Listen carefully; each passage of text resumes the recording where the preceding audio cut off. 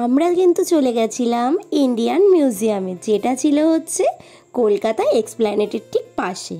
আর সেখানে গিয়েই কিন্তু আমরা অনেক হাজার হাজার বছর পুরনোর কিন্তু বিভিন্ন ধরনের জিনিস এখানে ছিল। এছাড়া কিন্তু বিভিন্ন ধরনের পশু জীব জন্তু কিন্তু এখানে রাখা ছিল এই মিউজিয়ামে, সেগুলোও কিন্তু আমরা একটু দেখছিলাম। আর দেখতে কিন্তু সত্যি এত পুরনো জিনিসপত্র দেখে কিন্তু আমাদের সত্যি খুবই ভালো লাগছিল যে এগুলো এখনও আমাদের ইন্ডিয়ান মিউজিয়ামে কিন্তু রাখা রয়েছে। এছাড়া আমরা কিছু জিনিস দেখছিলাম যেগুলো কিন্তু হাতির দাঁত দিয়ে তৈরি, যেমন এই পালকি, নৌকা, মা কালীর মূর্তিটা, দুর্গার মূর্তি, গণেশের মূর্তি, এগুলো প্রত্যেকটাই কিন্তু ভীষণ নিখুঁতভাবে তৈরি।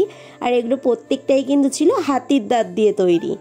এছাড়া কিন্তু ছিল বহু যুগ পুরনো এখানে স্বর্ণ মুদ্রা, এছাড়াও ছিল হচ্ছে রূপোর মুদ্রা। এইভাবেই আমাদের মিউজিয়ামের দিনটা কাটলো। ভিডিওটা কেমন লাগলো অবশ্যই কমেন্ট করে জানিও, আর ভালো লাগলে লাইক, কমেন্ট, শেয়ার করে দিও। Thank you.